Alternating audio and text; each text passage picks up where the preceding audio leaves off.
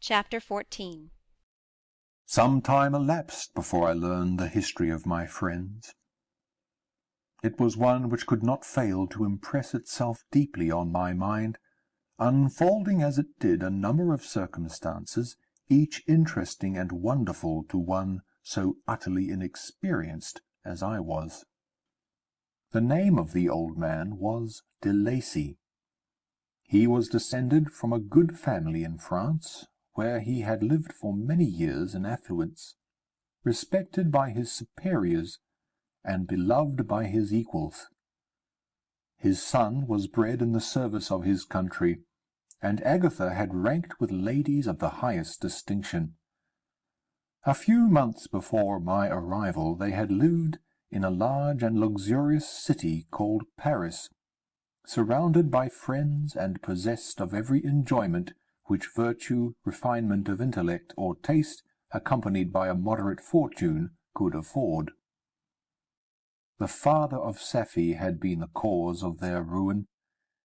He was a Turkish merchant, and had inhabited Paris for many years, when, for some reason which I could not learn, he became obnoxious to the government.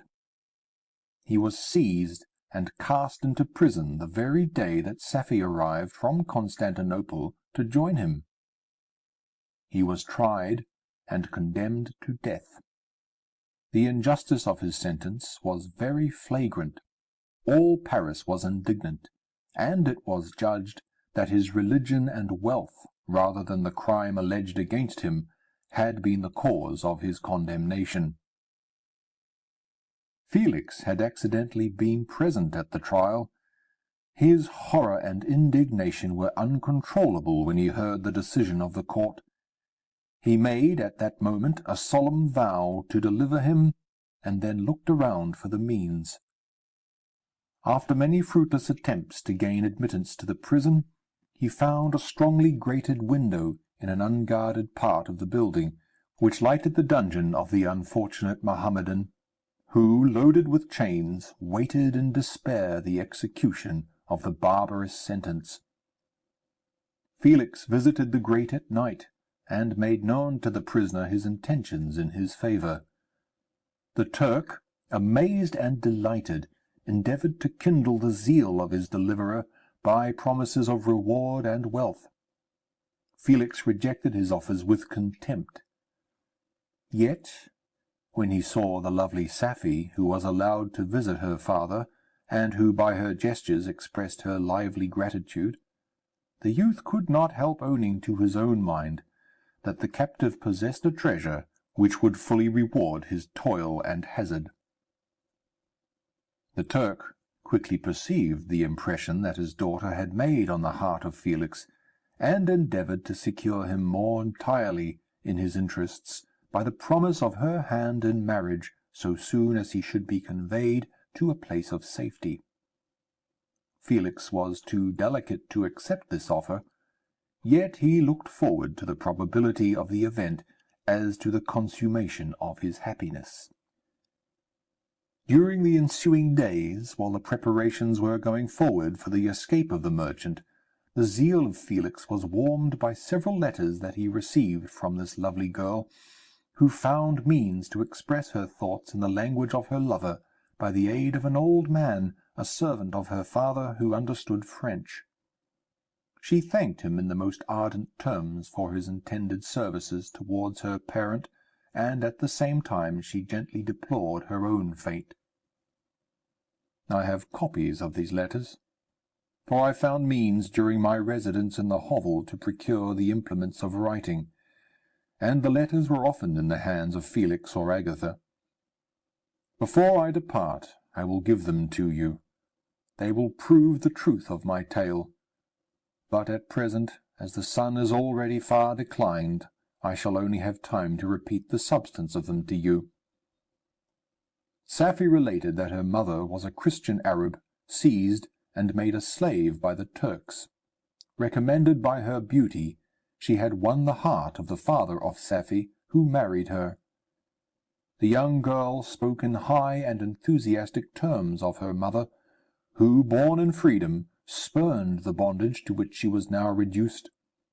She instructed her daughter in the tenets of her religion, and taught her to aspire to higher powers of intellect and an independence of spirit forbidden to the female followers of Mohammed. This lady died, but her lessons were indelibly impressed on the mind of Safie, who sickened at the prospect of again returning to Asia, and being immured within the walls of a harem, allowed only to occupy herself with infantile amusements ill-suited to the temper of her soul, now accustomed to grand ideas and a noble emulation for virtue. The prospect of marrying a Christian and remaining in a country where women were allowed to take a rank in society was enchanting to her.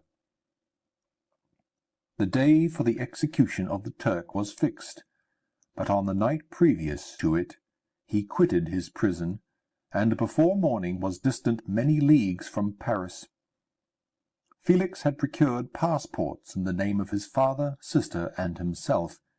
He had previously communicated his plan to the former, who aided the deceit by quitting his house under the pretence of a journey, and concealed himself, with his daughter, in an obscure part of Paris. Felix conducted the fugitives through France to Lyons, and across Mont-Cenis to Leghorn, where the merchant had decided to wait a favourable opportunity of passing into some part of the Turkish dominions. Safie resolved to remain with her father until the moment of his departure, before which time the Turk renewed his promise that she should be united to his deliverer, and Felix remained with them in expectation of that event, and in the meantime he enjoyed the society of the Arabian, who exhibited towards him the simplest and tenderest affection. They conversed with one another through the means of an interpreter, and sometimes with the interpretation of looks, and Safie sang to him the divine airs of her native country. The Turk allowed this intimacy to take place, and encouraged the hopes of the youthful lovers, while in his heart he had formed far other plans. He loathed the idea that his daughter should be united to a Christian, but he feared the resentment of Felix if he should appear lukewarm, for he knew that he was still in the power of his deliverer if he should choose to betray him to the Italian state which they inhabited. He revolved 1,000 plans by which he should be enabled to prolong the deceit until it might be no longer necessary, and secretly to take his daughter with him when he departed. His plans were facilitated by the news which arrived from Paris.